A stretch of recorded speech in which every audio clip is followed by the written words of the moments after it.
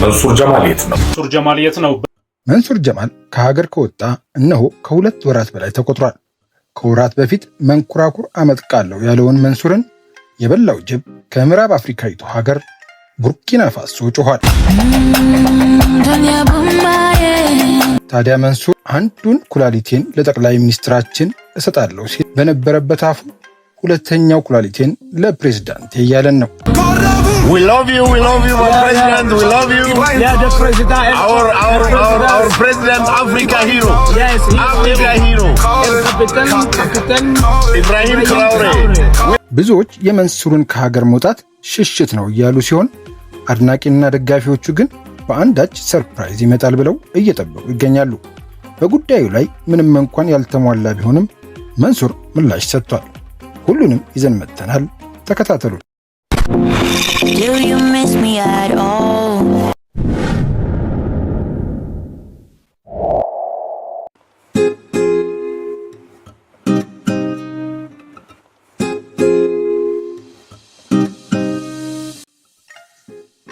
በቀድሞ ስሟ አፐር ቮልታ ተብላ የምትጠራው ቡርኪና ፋሶን የአሁኑን ስሟ ያወጣላት ቶማስ ሳንካራ የተባለው የቀድሞ ፕሬዝዳንት መሆኑ ይታወቃል።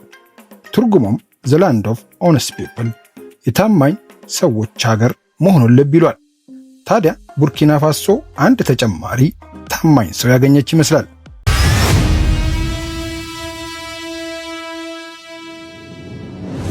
እሱም መንሱር ጀማል ሲሆን ከኢትዮጵያ ወጥቶ ባንዲራዋን ይዞ ባንዲራዋን ለብሶ ዋና ከተማዋ ኡጋዳጉ ገብቶ ቡርኪና ፋሶ ማርና ወተቴ ማለት ከጀመረ ሰነባብቷል። ሰላም እንዴት ናችሁ? ደህና ናችሁ? ኤቭሪባዲ ጠፍቻለሁ፣ አውቃለሁ ጠፍቻለሁ። የቡዴና ጉዳይ ሆኖብኝ ነው። አሁን ግን አለው። መንሱር ቡርኪና ፋሶ ከገባ በኋላ በተደጋጋሚ ተበዳይ ዝም ሲል ተከሳሽ ይሆናል ይላል ያገሬ ሰው እያለ ቪዲዮ መልቀቁን ስናይ ከመንግስት ይሁን ከግለሰቦች ጋር ባይታወቅም ቅሬታ ውስጥ ያስገባው ነገር እንዳለ ያሳብቃል። ተበዳይ ዝም ሲል ተከሳሽ ይሆናል ይላል ያገሬ ሰው። ቀናችሁ ይባረክ። ተበዳይ ዝም ሲል ተከሳሽ ይሆናል። ምንድነው እያልከን ያለው ነው? አንዳንድ መረጃዎች መንሱር ከሀገር ውስጥ ባንኮች የጠየቀውን ብድር በመከልከሉ ደስተኛ አይደለም ሲሉ ባንኮቹ ከመንሱር መስመር የያዘ የሥራ መስክና ዋስትና ስላጡ ነው ብድሩን የከለከሉት የሚሉ አሉ። ሌሎች ደግሞ የመንሱር የቡርኪና ፋሶ ጉዞ ሽሽት እንጂ ከስራም ከብድርም ጋር አይያያዝም ይላሉ። በቅርቡ ቡርኪና ፋሶ ነፃ ቪዛ በተለይ ለአፍሪካውያን ኢንቨስተሮችና ጎብኚዎች መስጠቷን ተከትሎ መንሱር ወደ ኡጋዳጉ መሄዱ ይታወቃል።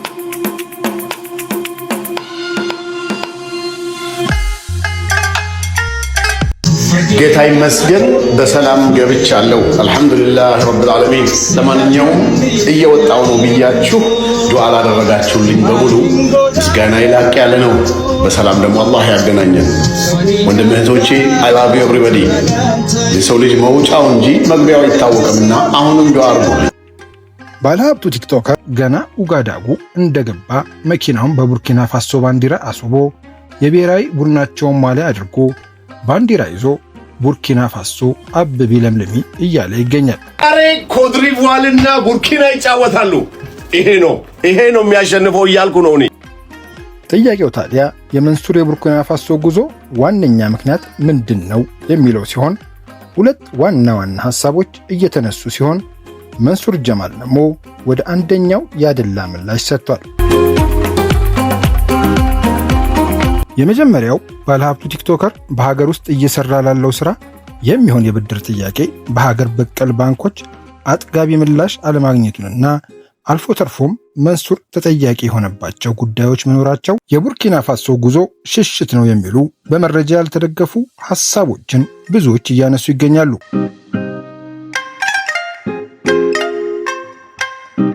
ሁለተኛው ቡርኪና ፋሶ ለውጭ ሀገር ኢንቨስተሮች በተለይም ለአፍሪካውያን በተለያዩ መስኮች ማለትም በማዕድን ማውጣት፣ በኢንፍራስትራክቸር ግንባታና አግሮ ኢንዱስትሪ ልማት እንዲሰማሩ ሁኔታዎችን ማመቻቸቷን ተከትሎ መንሱር በአገሪቷ ያለውን እድል ለማጥናትና የድርሻውን ተሳትፎ ለማድረግ ነው የሚሉ ሰዎች ጥቂት አይደሉም። መንሱር በበኩሉ ከጉዳዩ ጋር በተያያዘ ምንም ምላሽ ሳይሰጥ ቢቆይም ከቀናት በፊት ይህን ምላሽ በፌስቡክ ገጹ አጋርቷል። ሰላም ጤና ይስጥልኝ ውድ ወዳጆችና የገጹ ተከታታዮች፣ በመጀመሪያ ስለኔ ሁኔታ በቅንነት ተጨንቃችሁ መረጃዎችን ስትጠይቁ ለነበራችሁ ሁሉ ከልብ የመነጨ ምስጋናን አቀርባለሁ። ለምታሳዩን ተቆርቋሪነት ትልቅ ክብር አለኝ። በአሁኑ ወቅት ከሀገር ውጭ የሚገኘው የጀመርነውን ቢዝነስ በኢንተርናሽናል ደረጃ ይበልጥ ለማስፋፋት ካለን ራዕይ በመነሳት ነው። ከዚሁ መነሻነት በአሁኑ ሰዓት በምዕራብ አፍሪካ ዌስት አፍሪካ የሚገኝ ሲሆን ስራችንም እጅግ ስኬታማ በሆነ መንገድ እየተከናወነ ይገኛል። ይህ ጉዞ ለቢዝነሳችን አዳዲስና ሰፊ አማራጮችን የፈጠረልን ሲሆን ውጤቱም እጅግ አበረታች ነው። የጀመርኩትን ስራ እንደጨረስኩም ወደ ውድ ሀገሬ የምመለስ ይሆናል። ስለ ድጋፋችሁና ስለ መልካም ምኞታችሁ በድጋሚ አመሰግናለሁ ብሏል። ከዚህ ጋር በተያያዘ በፌስቡክ ገጹ በለጠፈው አንዳንድ ቪዲዮዎች ከሪል ስቴት ጋር የተያያዘ ስራ ያስመለከተን መንሱር ምናልባቱም በዘርፉ ለመሰማራት ማሰቡን የሚጠቁም ሆኖ አግኝተነዋል።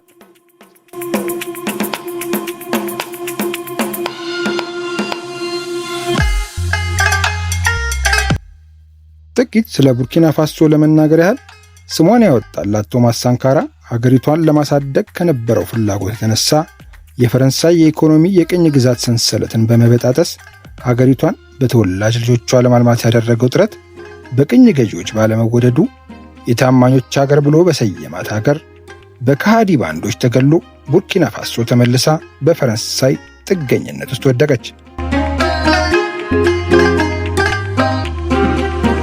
ከዓመታት በኋላ የመጣው ኢብራሂም ትራኦሬ ተመሳሳይ የቶማስ ሳንካራን እርምጃ በመውሰድ ፈረንሳዮችን ከሀገሩ ያባረረ ሲሆን ይህ ያልተዋጠላቸው ቅኝ ገዢዎች አሁንም ከ19 ጊዜ በላይ የመፈንቅለ መንግስት ሙከራ በፕሬዝዳንት ትራኦሬ ላይ አድርገውበታል።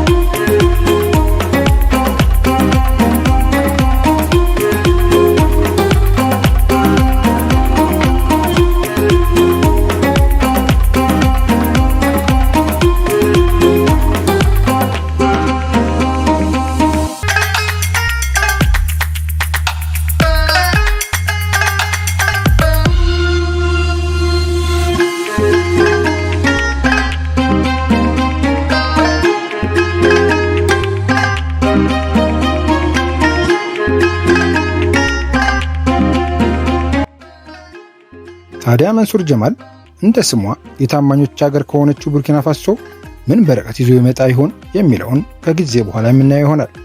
ውድ የቻናላችን ተከታታዮች በቪዲዮ ላይ ያላችሁን አስተያየት አስቀምጡልን። ቪዲዮውን ላይክ፣ ቻናላችንን ሰብስክራይብ ማድረግ እንዳትረሱ እያስታወስኩኝ ተሰናበትኩ።